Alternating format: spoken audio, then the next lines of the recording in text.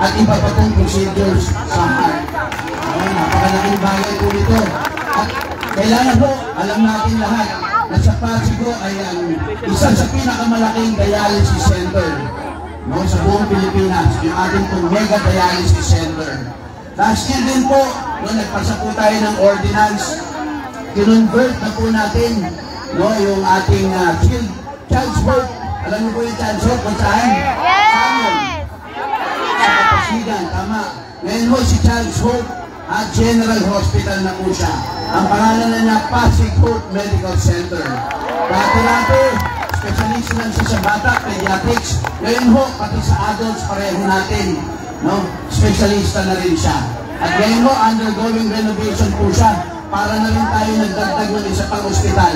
Kasi po, in a month's time, makatapos na po yung renovation niya into 120 bed capacity. Asahan niyo po, patuloy po tayong iisip ng programs and projects na nakakatulong po sa bawat isang Pasigenyo na makatanggap ng best possible health services po sa ating mga. Number 6 po ulit sa inyong mga balota, Councilor Ellen Gonzalez, straight meeting ng Pasig. Number 6 sa balota, Councilor Ellen Gonzalez. At syempre, tumanayin ang ating number 11 sa ating mga balota, dating reporter at host ng GMA7. Siya din ang kapagtanggol ng kalikasan ng ating lungsod, Chairperson ng City Council Committee on Environmental Protection, Human Ecology, Land Use and Human Settlement and Urban Development. Kampiyan natin sa environmental protection at sustainable development, Councilor Tito! Maraming salamat po sa inyo lahat. Salamat po po sa aking mga kapatid at kapatid Muslim. And unang-una po sa lahat, ako po yung nagpapasalamat. Simula 2016 nag-iubiyok pa rin talaga. Simula 2016, naghanap na tayo maglingkod dito sa lungsod. Finally, ng 2022, nakulitan na po kayo sa akin. Tinupuli na po ako. At simula noon, pinag-igingan ko po ang aking trabaho sa 3 committee na sa atin lang talaga. Medyo mabibigat po ito. Committee on Environment, Committee on Land Use, at Committee ng Pabahay. Sa Committee on Environment po, isa po sa mga nagawa natin yung pagpasa ng mga batas na mas nagpatibay pa sa mga ordinansa na ipasa na dati para pangalagaan ng ating kalikasan. Ang higit pa dito, meron na po tayong mas dinagdag na ordinansa regarding dun sa bunhe ng mga hayop, dun sa mga pabayang, mga may-ari ng mga alagang hayop na ipapadumi kung saan. Pwede nyo na po silang pagbantaan. 5,000 na po ang penalty. Pwede nyo na po sila i-report. Hindi lang po yun, may kulong hulon. Magkasama po itulong yung aso at saka yung amo sa isang hulong. Marami sa amin! Kung gusto nyo magdumihan doon, makakalakas sa buhay nila. Sa komite naman po ng lupa, ay isa po sa pinakamalaking naging trabaho ko ay yung pagbabayad ng lokal na pamahalaan sa mga nakagawan ng lupa ng gobyerno dati. Ang daming storya dito, dekada-dekada na naghahabol sa ating lokal na pamahalaan, mga napatayuan ng kalye, building, multi-purpose o kung ano man yung kanilang lupa, never na silang nabayaran. Ang sa ating Mayor Vico, of course, kasama si Vice Dodot, si Congressman at yung mga kaponsyal yung giting, ayusin na natin, huwag na natin sisihin na nakaraan. Tayo nang gumawa ng solusyon dun sa mga naargabyadong Pasigenyo. Kaya dahil po sa pinasa nating ordinansa, nabayaran na po ang maraming mga Pasigenyo na agawan ng lupa. Pasensya na po ulit sa boses ko, ako na lang masyadong lupa. Kapag nilakas ang baba, pipiyok na po ako. Huli na lang po sa komite ng pabahay, nais ko pong ipabot po sa inyo na sa programang pabahay na inumpisahan ni Mayor Vico, again kasama ang giting ng Pasig, halos 3,000 o mahigit 3,000 pamilya na po ang natulungan natin sa mga programang pabahay ng ating lokal na pamahalaan. Talaga po ito. Wala, ganyan mo talaga. Ako yung pinakamadaldal sa lahat. Alam niyo naman po yan. So, hindi lang po yan. Hindi po nagtatapos yan. Marami na po tayo natulungan. Marami pa tayong gusto natulungan. Kaya sana po, mabigay niyo po sa akin ang inyong tiwala po. Mapagtulungan po natin. Marami tayong nagawa. Marami pa tayong kayang gawin. Kaya sana, sa darating na halalan, vote straight po, giting ng Pasig. Number 11 sa balota. Manginong lungkod na pumipiyok.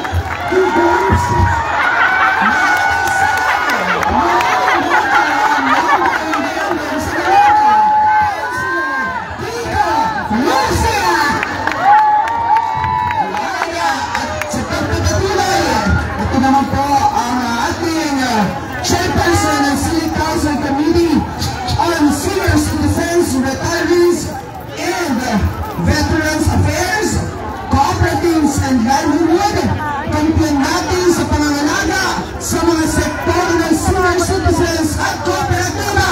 Number 30 sa ating mga banata, Councilor Paul Santiago! Alam niyo ba, malayo na po ang narating ng ating mga senior citizen pagdating po sa ating mga benepisyo. Dati po, nagsimula po tayo sa binibigay lang po natin kada December. Yung binibigay po natin na 3,000, ang tawag natin dito ay pamaskong. Yan po. At pagkatapos po na ng 2019, dati po kasi konti na po nakakatanggap nun. Pero nung pinanamin niyo po, si Mayor Vito Soto, sa po si Congressman Romando Molo, hindi na po kandidato ang pinanamin niyo. Nagpanalo po kayo ng isang magandang mag-gobyerno.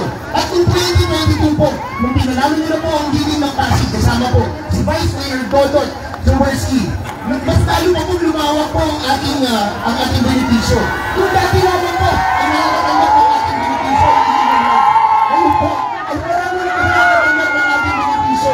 Actually po ngayon, ang nakakatanggap po ng benepisyo natin ng 3,000 kada Pasko ay nasa 79,200 na senior citizen. Kung simulan po natin noon, at hanggang ngayon, meron na po tayong local senior pension. At meron pa po tayong octogenarians kung saan, pag kayo po ay nag-18 years old, may matatanggap yung 10,000 pesos. Pag kayo po ay nag-85 years old, meron po 15,000 pesos. 95 at 100, meron din po kayong 25,000 pesos. Pero po, ayaw po natin tumigil sa ganitong pag-aalaga sa senior citizen. Kaya po, sa darating na halalan, isipin niyo po kung gano'n pa kalayo ang ating mararating bilang Pasigueño sa pag-aalaga ng ating kapwa senior citizen. Kaya po ang tanging natin pakiusap, vote straight, hindi na Pasig.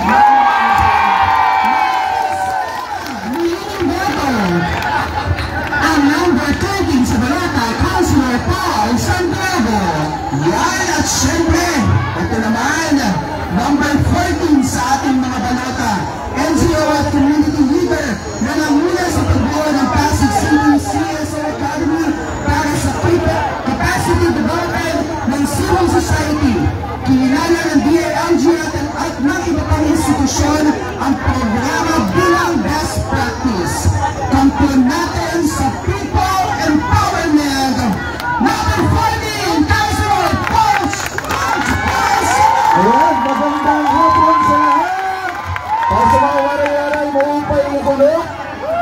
Mayong hapon, at syempre mahay na hapon, at assalamualaikum warahmatullahi wabarakatuh. In Korean, hindi po ko marunong mag-Korean. Una po sa lahat, Coach Paul Sinogat po. Kung maaalala po ninyo, kasama na po ako ni Mayor Vito Soto noong 2022. Hindi man po tayo galing sa malaking pamilya, hindi man po tayo galing sa malaking political na pamilya, at lalo po dito, wala po tayong makinarya. Pinagkatiwalaan po tayo ni Mayor Vito. Tayo po ay proud na anak ng isang simpleng manggagawa, isang repairman, yung gumagawa po ng speaker. Pagbasag po yung mga speaker ninyo, galang tunog. Puntahan niyo lang po yung tatay ko. Sabihin niyo lang po yung pangalan ko. Hindi po. Sisingilin pa rin po. Noong 2022 po, ang dinala po natin na plataforma ay good governance. Kaya naman po, kahit hindi po tayo pinalad noong 2022, ito po ang ating ginawa. Itinayo po natin ang Pasig City CSO Academy, ang isang institusyon na kauna-unahan sa buong Pilipinas. Dito po natin ginawa sa Pasig yan. At may nakikita po ako mga graduate natin dyan ngayon. Marami din po tayo sa mga kapatid nating Muslim na graduate ng Pasig City CSO Academy. Kaya naman po, alam niyo po, ito po ay kinilala. Pero hindi naman po importante ang parangal. Hello po, mga proud CSO Academy graduates. Hindi naman po ito importante yung parangal. Ang ibig sabihin lang po nito, kahit po wala tayong posisyon o kapangyarihan sa gobyerno, ginawa po natin ang ating trabaho ng may kahusayan at may dedikasyon. Mga kasama, mga kapwa ko Pasigueño, paano pa po kaya kung pahihiramin niyo po ako ng kapangyarihan this 2025, mas gagalingan pa po natin at mas hihigitan pa po natin. Kaya naman po, huwag po natin bibitawan, giting ng Pasig. Pag sinabi ko pong giting ng Pasig, isigaw po natin ang buong lakas. Vote straight! Giting ng Pasig! Vote straight! At syempre, number 14 sa inyong mga balota, huwag nyo na po yung kakalimutan, Coach Paul Sinogat, ang coach ko po sa buhay. God bless you. Magandang hapon sa mga lahat. Shukran. Ating boto ang number 14 sa balota, si Coach Paul Sinogat. Ayan, at ito na, ang ating pang-anim sa ating mga balota, number 15 sa ating mga balota. Pinala expertise mula sa private sector sa kanyang trabaho bilang City Council Committee Chair ng Trade, Commerce, Industry, Labor and Employment and Manpower at Games and Amusement. Kampiyon natin sa inklusibong pag-unlad ng ekonomiya, Councilor Simon Mantoto. Maraming salamat po. Of course, thank you rin namin sa first term po na binigay sa amin. Marami po akong gusto i-update sa inyo, pero tutok lang po ako sa dalawa. Nabanggit po kanina ni Councilor Pau, last year po may pinasa yung seniors na pagdating natin ng 80, 85, 90, 95, 100, meron mga po incentives. Ngayon, nung nag-iikot po kami mga konsehal, ang feedback po na nakuha namin, Konsi, paano naman po yung mga nasa gitnang edad? Mas marami kami. Baka naman po pwede kami isama para lahat ng 80 years old to 100 makakakuha na po ng incentives. Noong panahon na yun, hindi pa po kami makakumit. Pero nakipag-ugnayan po kami kay Mayor Vico Soto, and we are proud to announce po sa tulong po ng ating Vice Mayor Dodot Jaworski, last month po, lahat po ng 80 years old to 100 years old, basta po mag-file tayo, only for the year 2025, ang minimum po na pwede natin makuha is 10,000 pesos. So, ayun, tawag naman po tayo sa mga committee na hawak ko. Alam niyo po, bihira lang tayo magkaroon ng pagkakataon na mapakita na kaya natin lumaban sa isang malaking sindikato. Alam niyo, sa buong Pilipinas po, sa direksyon ni Mayor Vico ulit, tayo po ang kauna-unahang city na nag-ban po ng Pogo. Hindi talaga siya maganda eh. Kakambal po ito ng iba't ibang krimen tulad po ng illegal na droga.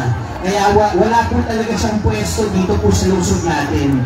Kahit pa paano, thankful po kami kasi after a few months, sa buong Pilipinas, inasa na po ng Presidente ang executive order na bawal na po siya. Pero tayo po yung nauna dyan.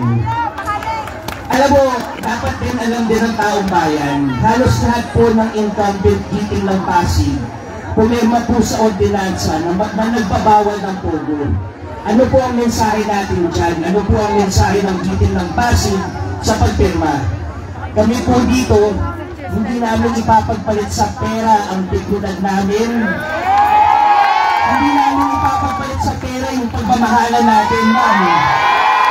Pero higit sa lahat, hindi natin ipapagpalit sa pera ang kinabukasan ng Pasig City.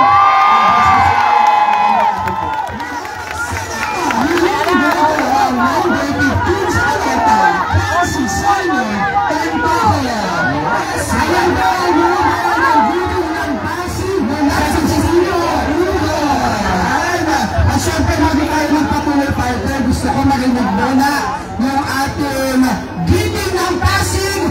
Vote straight, vote straight. Sabay-sabay po tayo, ha? Giting ng Pasig, vote straight, vote straight. Ready, go! Giting ng Pasig, vote straight, vote straight. Giting ng Pasig, vote straight, vote straight. Maraming salamat. At dahil vote straight yung natin nandito, ang susunod ko pong tatawagin, ang kakampi ng pag-asa, Vice Mayor Dodot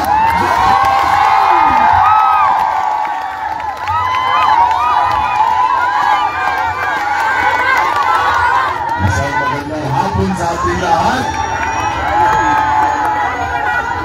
Ako'y nakakataba po ng puso. Alam mo ngayon, araw po na pwede kayo magpahinga.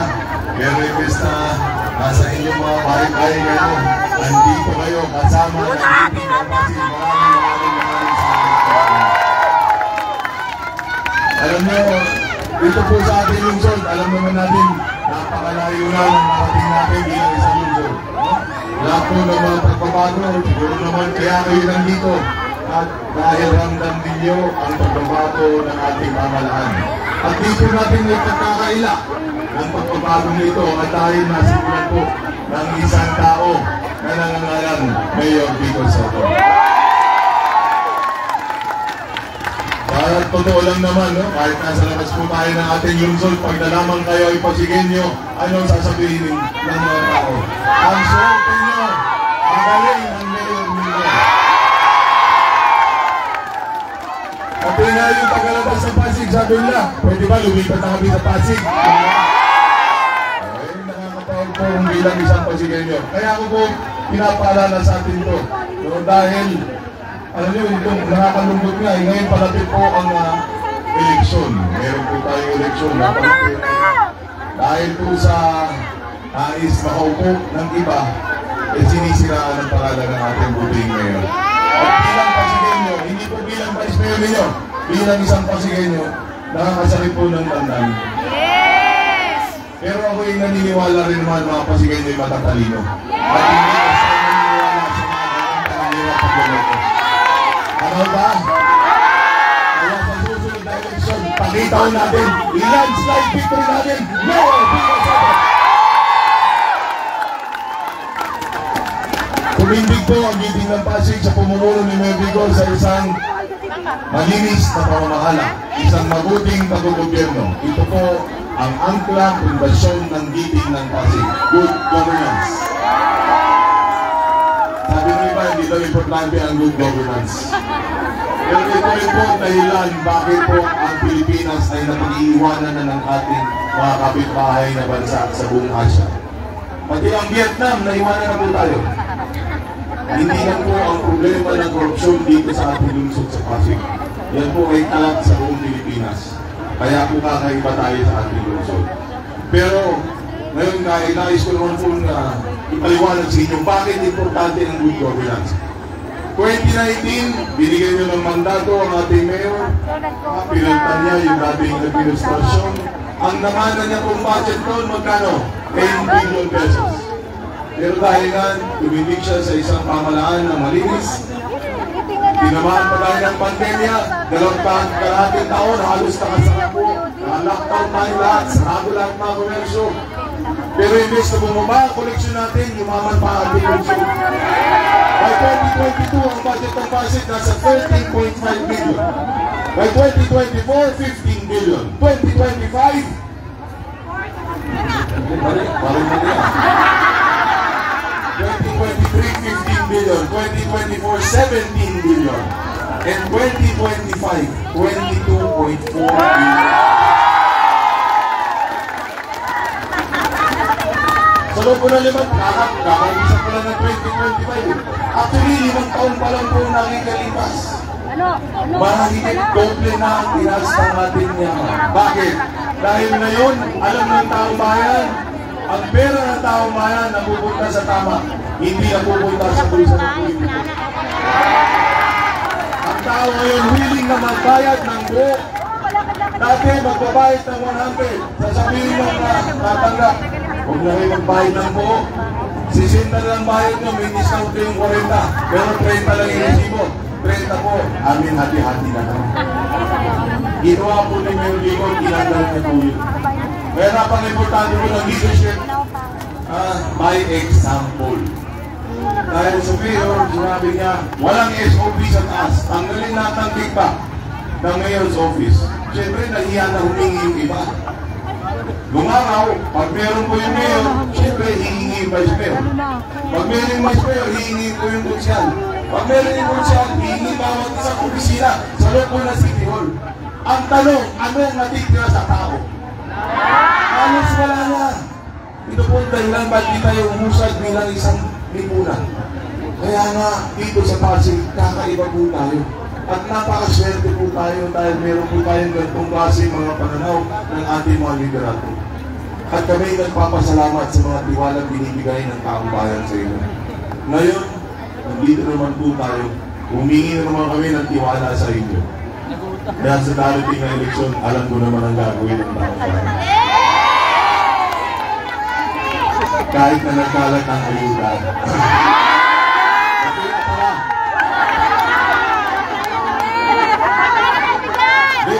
Nalako dito eh. Sabi sa akin, Vice, ang daming bigas dito. Ang daming mga grocery. Sawang-sawa niyo, hindi pa sa lugaw.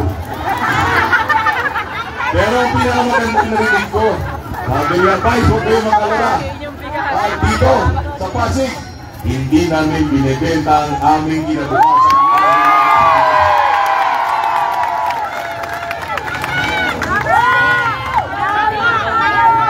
Okay. Meron ba kayo nakilala na gumanda ang buhay dahil sa ayuda? Ang ayuda yan po ay panandalian lamang.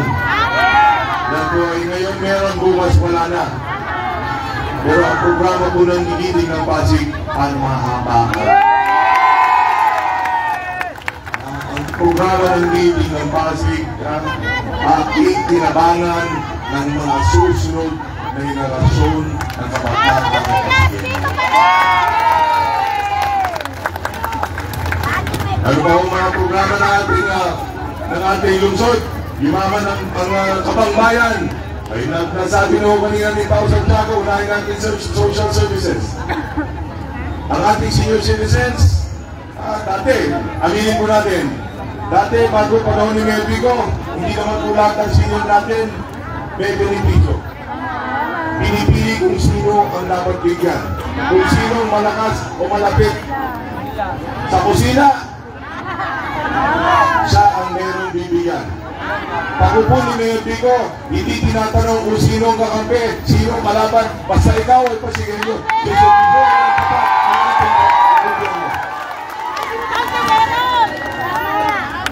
Ang ating mga solo parent, meron ba solo parent dito?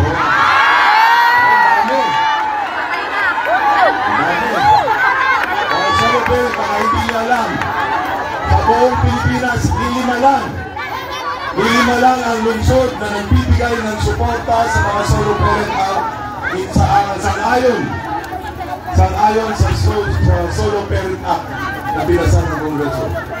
Lima lang sa buong Pilipinas. Alam niyo bakit? Dahil dito sa Pasig, marami po tayong pondo na pwedeng itulong sa ating mga kababayan na kailangan ng assistance. Kaya dito, ang solo parents po natin nakakatanggap ng 1,000 a month mula sa ating lokal. At ulitin ko, ang solo parents sa Pasig, respeto natin. Ang solo parents sa Pasig, minamahal at pinaaruga dapat lahat. Hindi po natin dapat pinapastos ang ating mga kababayan. Alam niyo na yun. Huwag na ibayali. Puso nyo. Ang ating PWD sector, PWD naman. Ang PWD po natin, nakita po ni Mayor Vico, meron pa po tayong available ng mga pondo. Ang gawin natin, pati PWD natin, nag-treated, bigyan na rin natin ng social pension itong taon na ito.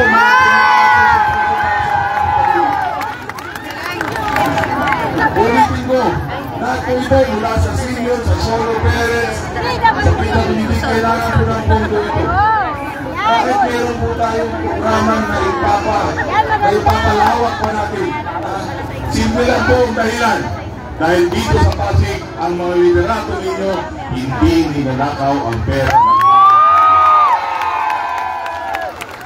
Lipat po tayo sa ibang programa. Edukasyon naman. Bakit edukasyon? Sabi nga nila, imbes na bigyan natin ng isda, turuan natin ng isda ang ating mga. Priority po ang education.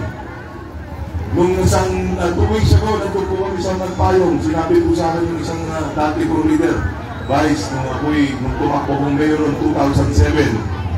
Sabi niya, ako'y volunteer mo. Kaya lang kasasamang palad, hindi kayo nanalo yung aking anak na dating scholar sa PNP. Tinanggal, hindi po nakapagtapos ng pag-aaral ng aking anak. Medyo masakit po pakinggan mo kung ganong klase ng politika kung saan tayo nanggaling. Pero katulad ng sinabi mo sa umpisa ng aking talumpati, malayo na po ang narating natin. Sigurado po noong 2019, anong ginawa niyo ngayon sa Mayor Rico, yung mga magulang, yung mga scholar ng bayan natin noon, inangamba din.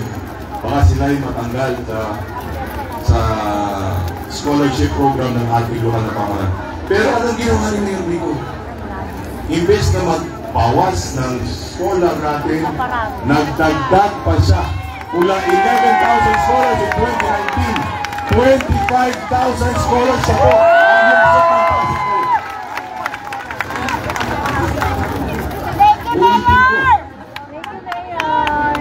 More than double ang dami ng scholar. Lahat po kailangan ng mundo. Saan po nang gagaling ito?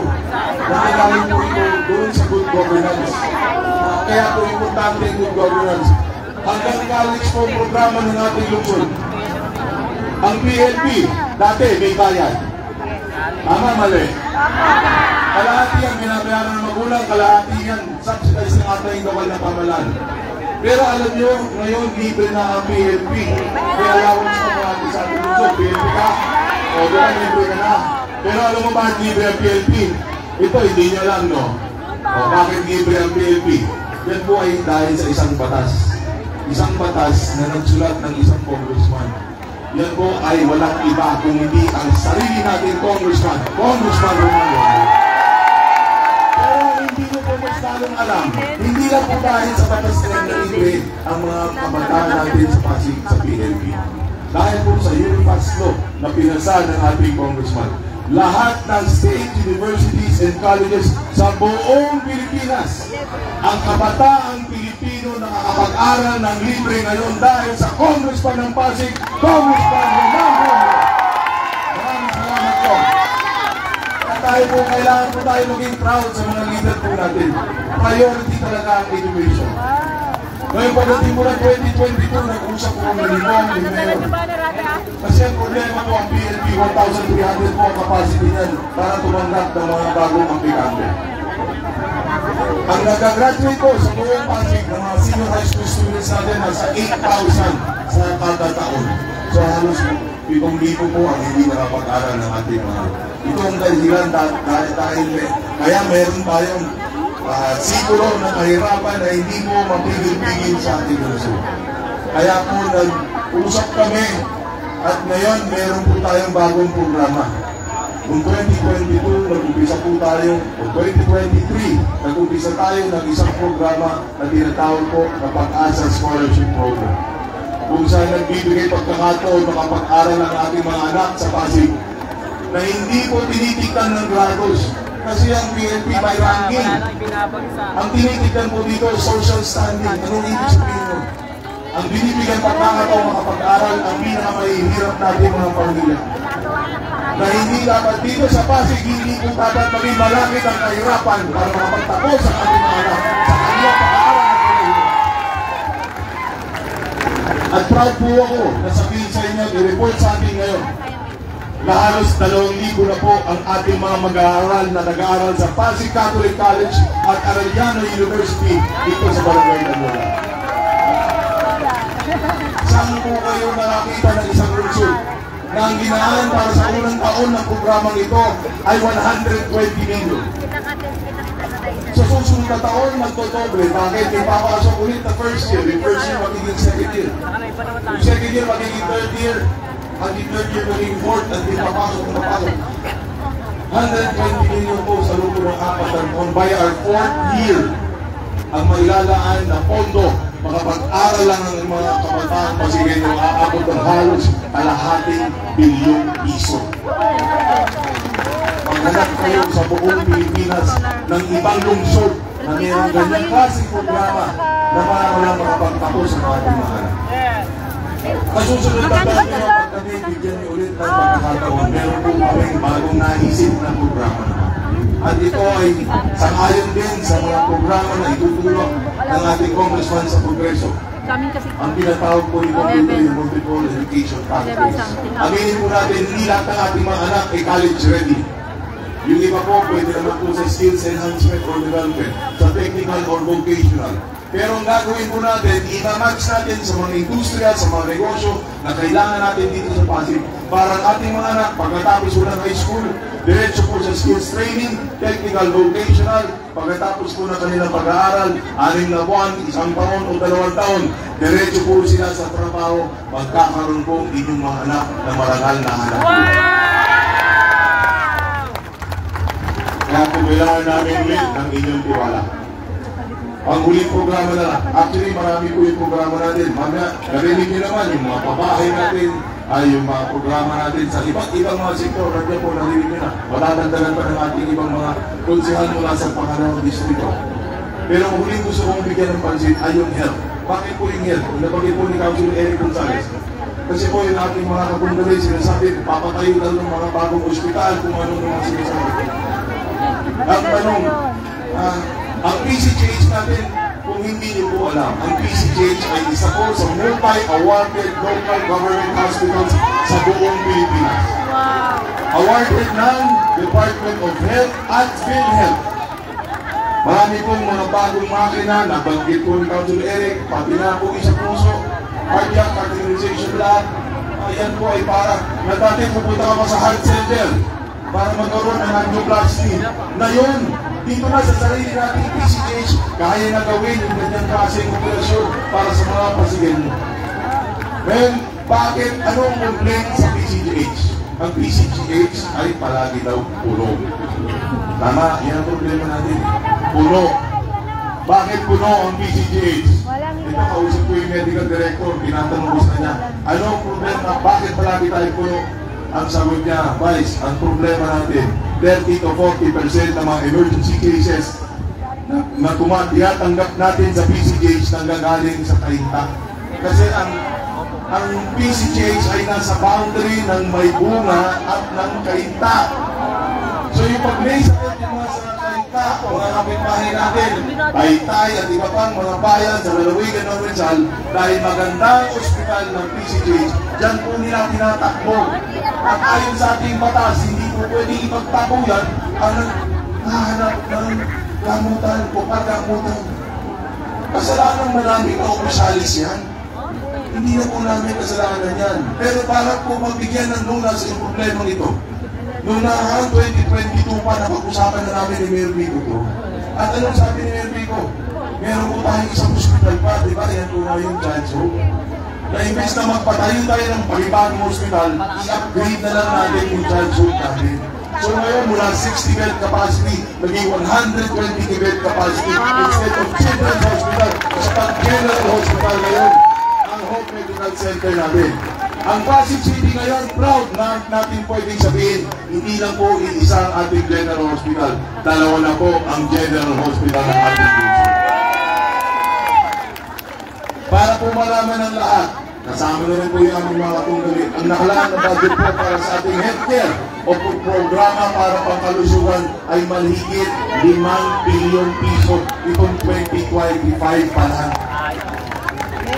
At kahit na kausapin po, alamin ninyo sa Department of Health, ito po sinabi ni Secretary Herbosa nung nagkita po kami sa Rizal Medical Center, na ang Pasig isa lang sa kukunting mga lungsod na nagpapatupad o yung malapit na makapagtupad ng 100% na universal healthcare. Dahil sa, alam mo anong programa yon?